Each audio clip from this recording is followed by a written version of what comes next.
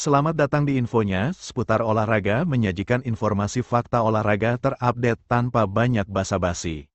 Lando Norris memimpin McLaren 1-2 di kualifikasi Grand Prix Hongaria.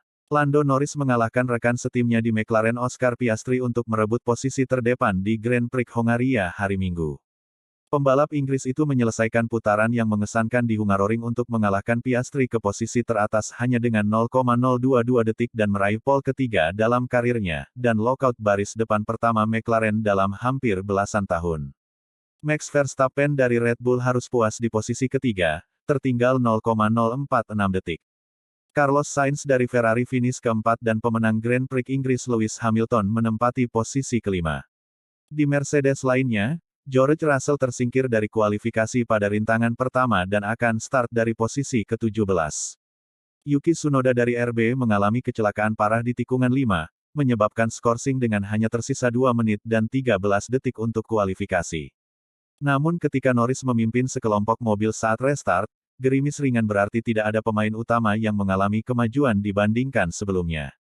Norris, 24, telah terlihat nyata sepanjang latihan dan pole positionnya tiba hanya 2 minggu setelah dia mengaku membuang kemenangan kandang di Silverstone.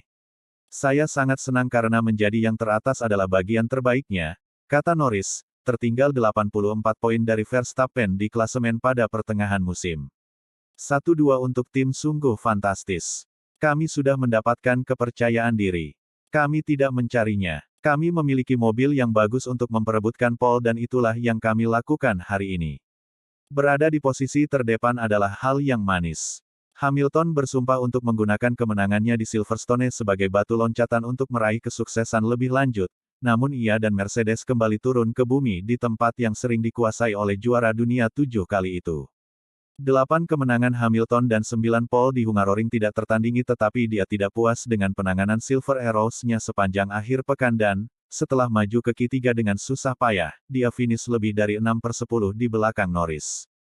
Masa depan Sergio Perez di Red Bull, dan juga olahraganya, berada dalam bahaya serius setelah ia tersingkir dari Q1 untuk balapan kedua berturut-turut. Meskipun menandatangani perpanjangan 2 tahun untuk bertahan di Red Bull pada bulan Juni, pemain berusia 34 tahun itu berada di tengah-tengah keputusasaan yang membuatnya hanya mencetak 15 poin dalam 6 penampilan terakhirnya. Kepala tim Christian Horner menggambarkan performa pembalapnya sebagai tidak berkelanjutan di Silverstone dan kemudian menyeretnya ke dapur setelah GP Inggris untuk pertemuan puncak krisis.